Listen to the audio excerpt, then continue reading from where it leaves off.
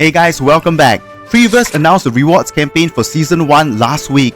Now I've recorded some previous videos on Treeverse, like my thoughts on whether it is worth playing and a beginner's guide to get you started in the game. If you haven't already watched those, I'll leave the links in the description below. Do check it out if you want to know more about the game itself. In this video, we'll break down the details about the Season 1 campaign, what the rewards are, and how do you go about getting them. I'll also share my thoughts on the rewards structure at the end. Let's get straight into it. Season 1 was supposed to start on 19th of April, but they ran into some server issues and had to go into maintenance to fix them. At the time of this recording, the season is now expected to start sometime this week, but do keep a lookout for any latest announcements on either their Discord or X accounts. Once it starts, the season will last for 30 days. It's going to be a long one, so be sure to pace yourself. For the rewards, 2.76% of the N token supply is allocated for this campaign.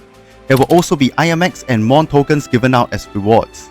The token reward allocations will be 100% unlocked at TGE with no vesting or play to unlock. Take note that the TGE for the N token has not happened yet and is only expected to happen at least 1 month after the end of the campaign.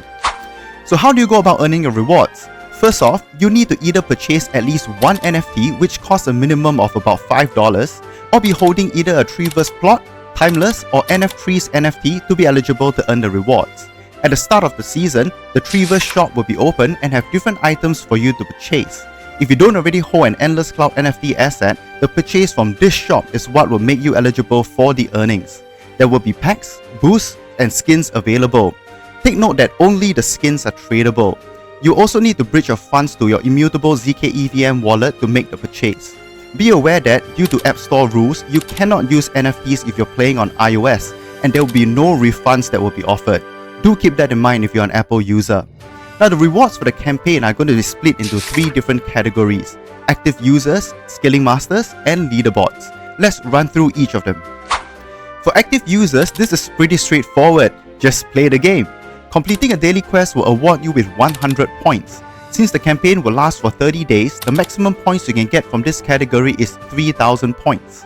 Now, this category has an equal reward distribution between points, so do log in every day, complete the daily quest, and you get all the points possible.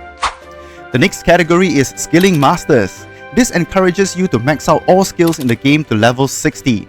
In order to be eligible for rewards in this category, you need to at least be level 30 by the end of the campaign. Now, reaching level 30 should be pretty easy if you're playing every day.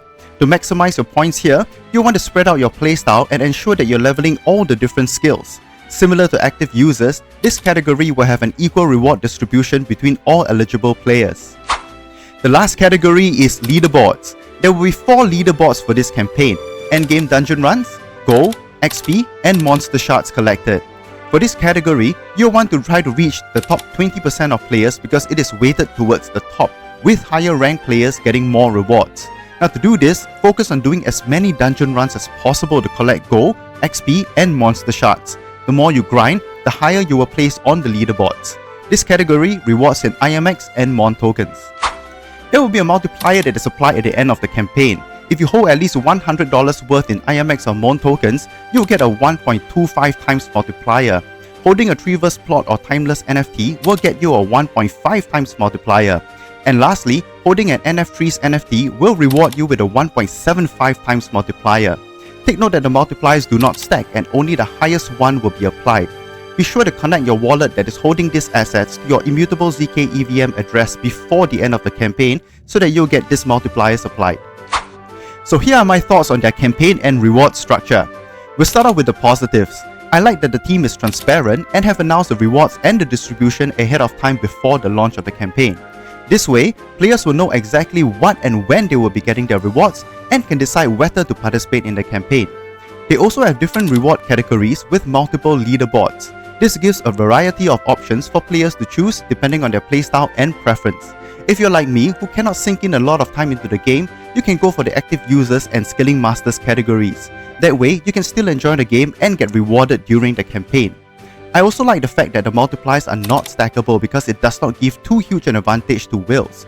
And I'm being honest by saying this because I do own multiple Treeverse plots myself. I think it's important to level the playing field as much as possible to attract more players into the game. Now, the negatives.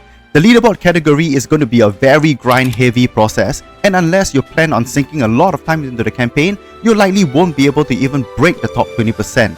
So personally, I wouldn't bother with this category unless you plan on going hard. Also, to compete in this category, you need to spend in order to remotely stay competitive. In the shop, there are different boosts available that provides double gold, XP or monster shards. If you spend $250 and get the mega boost, you get the double boost for the entire duration of the campaign. So if you do intend to grind for the leaderboard, you will also need to spend. Now the other two categories have a very high propensity to be botted. I know the team have clearly stated there's no botting, no auto-clickers and no multi-accounting allowed, but unless they take active steps to mitigate this, I can see this being farmed extensively. I'll continue to monitor and check the team's communications during the campaign to see what are the actions that they take to minimize and ban botters. And that's it for the Treeverse Season 1 Airdrop Guide.